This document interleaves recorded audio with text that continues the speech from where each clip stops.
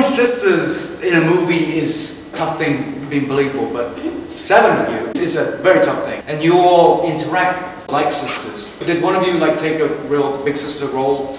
I think we all kind of fell a little bit into what our casted roles were, but we quickly bonded and became. Remember we are Outback Steakhouse. The first night we shot, the first day we shot was in that boxing gym, and we all knew that we better get to know everything specific and make some choices amongst ourselves. I mean, I was the oldest sister, she's the youngest sister, and we had the history, but we went out to dinner and we sat and talked, and we talked very much about not all playing the same note, everybody having a different point of view, everybody having their thing, their history, and where we agree, where we disagree, the little.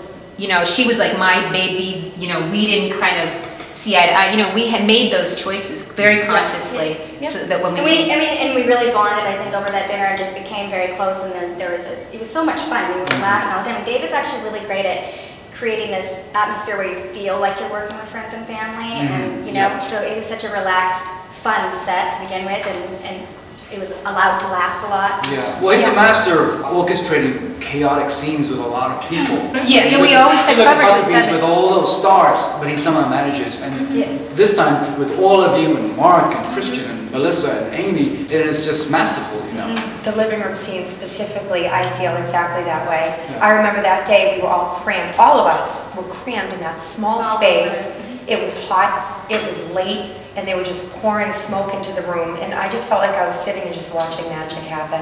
That was the day that I said, this is really going to be something special. Just watching them work, Mark and Amy, and I mean, just being there and knowing this was going to be just a fantastic movie, that we're going to be great. We all stayed in character pretty much all the time, every day. And when we did a scene, whether I thought the camera was on me, or if I thought it was on us, or if I thought it was any, you know, we behaved in a way, specifically that living room scene, just to go back to that. There's a scene where I think it's Joe Quigg and I sitting on the couch, and I am staring Amy down. And I just have my angry face just staring at her. And I didn't even know the camera was on me, and I was really surprised to see that. I didn't even know that that happened.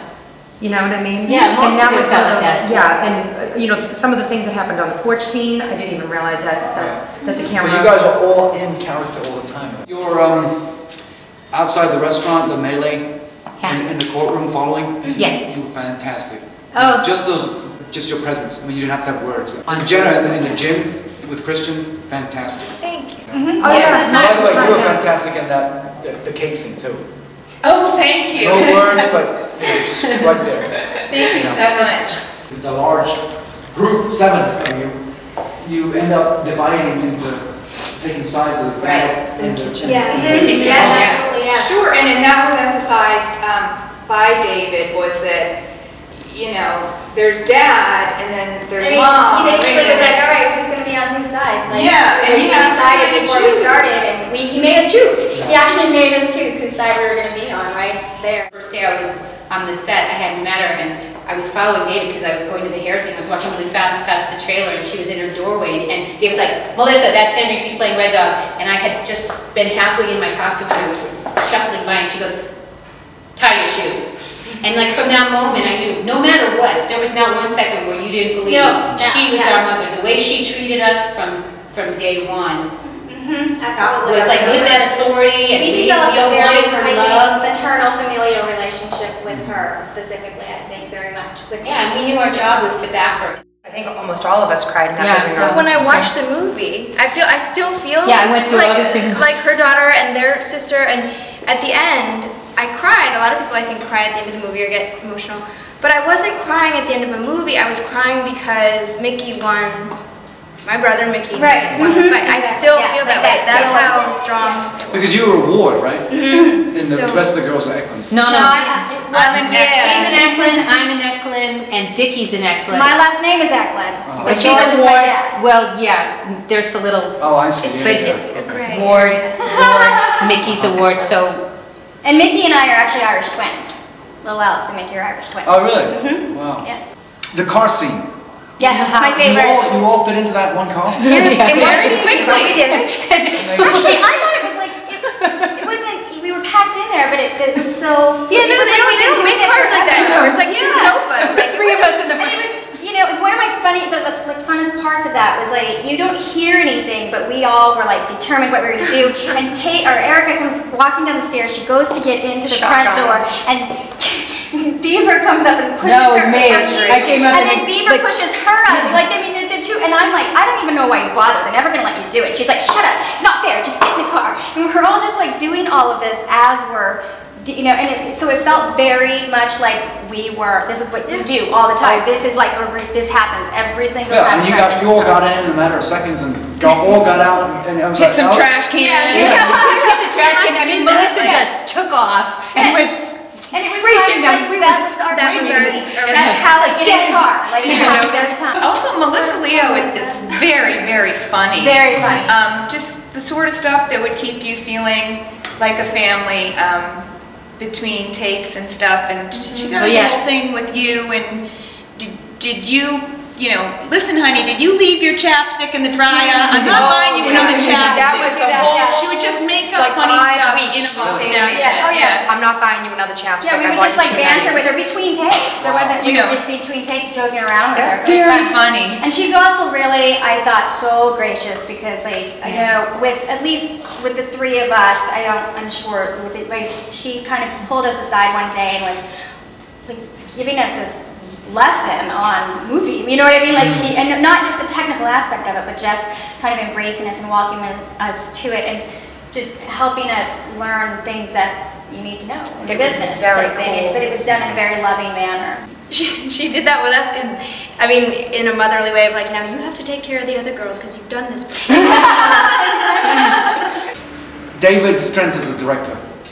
I would say capturing, creating spontaneity, making a situation where we're actually free to act and interact with each other for real and not just staging it. Because, you know, like I said, I work a lot and it's very hard. He doesn't even realize how rare that is to have the opportunity to really play. He has a very strong vision, but then he gave us a lot of freedom. He let us improvise, and it comes back to the text. But he let us act with each other. He let us live it. And he somehow creates a situation, sometimes really scary, very chaotic sometimes. Like, you know, you're thinking, oh my God, we're going to be terrible, this is awful. But at the same time, a space to do it and to find those things that your brain can't think, the right way to do it. Your brain can't think of it. But if you get out of your brain, your instinct might come up with something that... It comes from a documentary, so, you know, keeping a camera on, you never know what happens, what might happen. So he allows you the freedom for something to happen, maybe. Probably the environment that he creates, because it's really a very fun environment, but also the fact that I feel like he doesn't ask anything that he wouldn't do himself. We got Melissa, Mark, Christian, Amy, and Jack is terrific. Oh my gosh. Jack McGee. Got a shout out to him. Daddy! Yeah. And, but then the rest of you was brilliant too. So to have those kind of performances, you know, that's why you guys are all here for the SAG Awards for Best Ensemble Cast. Thank you. Thank you. Thank you. For you? From what you said, the realness, I think he has a very, very sharp eye for authenticity, and he doesn't, this is going to sound bad, but he won't let you get away with anything. So if you're kind of faking your way through it or like trying to act it too hard, he'll just stop you. And he'll just like break you down until you're present and reactive. And I think that goes in his cuts and his writing as well. He really sees the humor in the human condition. Yeah. And I think that's why people love his movies so much, is because he tells you what you already knew, but you didn't know you knew it, you know? And so you're kind of moved and you're laughing and you're crying, and it's a rare director. I saw early cut like 10 months ago, work in progress cut. Oh, you did? I told David then that this could be a summer release and make a lot of money, but it probably won't be because they have other plans for later on in the year. So, and that's exactly what happened. It's a huge success. Was it Are you guys different? surprised Was that how well received it is? Not the movie, a little bit like, I'm a little surprised with the reaction to the sisters, because truly we didn't know. And I mean, you know, when you're taking a risk to be that unattractive, I mean, and there's been lots of articles about how ugly we are, you know, and you just think, oh my God, well, I said to Mark, I said, I'll never work again, thank you so much, you know. But it was like, I think we shot so much Yeah, It's that's not on like a screen. quarter Yeah, so of what we we here shot. you saw something 10 months ago and we just wanted to We know. were like, wondering, what was it Yeah. different? Was there more of us in it? There was more. Yeah. Yeah. There was so much more that we shot. But it was all funny. Everyone was laughing like crazy whenever you guys came on. But I felt comic relief is definitely there too. But what I didn't expect was in the final cut that it became like another big heart in the movie. You know, all of you. For you, Kate, about David O. Russell. David O. Russell, one thing he said a lot, it was kind of a phrase that stuck with me, was he listens to different points of view. My first measure of gratitude is for his fairness, and also my second level of blown away amazement of him was seeing the final product, because as my sisters have said, you know, it could have been a 25-hour movie, and it was just so cool to see how it all finally worked out. And my dad loves him. My dad was like, wow, he's a good director. I think that I think it's a movie that really only he could make. You know what I mean? I feel like he will see things and show you things that you didn't even know were there. Like if there's a picture and you're looking at this picture and we're all looking at this picture and we're like, that picture's so beautiful, wow. And he comes up and is like, look at that teeny tiny little flower right there. And then suddenly you're like, wow, yeah. And then never again would you be able to look at that picture the same way. You'd always see that. And if it was gone, you'd be like, but then now the picture's not as beautiful. I mean, he kind of shows you things that you didn't even realize were there. And he just has that unique eye. And I don't think anybody else could have made it. And it's become a movie where people would go in for the second time just to experience it. I've seen it 10 times. It still doesn't feel like I'm in the movie. It feels like my new favorite picture that has a girl in it that looks a lot like me. I've known David for 11 years, and him and we both up in real late hours emailing each other. Because we're both big diehard Yankee fans, by the way. Sorry. Oh, I gotta go. So we email each other. Go Red Sox. Go Red Sox. So we're emailing each other 2, 3 in the morning, and he was working on Nailed, I think, and then I read stories about, and I know him and Mark have been close for a long time, and I read stories about Mark got the rights to Mickey Ward, years ago, and then Darren Aronofsky's involved, and Brad Pitt was involved, then it was Matt Damon, and the whole time I was thinking, why not David direct this? They're buddies, but I guess he's doing something else. But then it just came around. Suddenly, David O. Russell was being named director. He was suddenly available, and again, it's meant to be. That's me. Yeah, and what he brought was I really think he just brought so much love and heart. He loves these people, and instead of kind of being judgy, he brought the real humanity and heart and struggle and the complexity.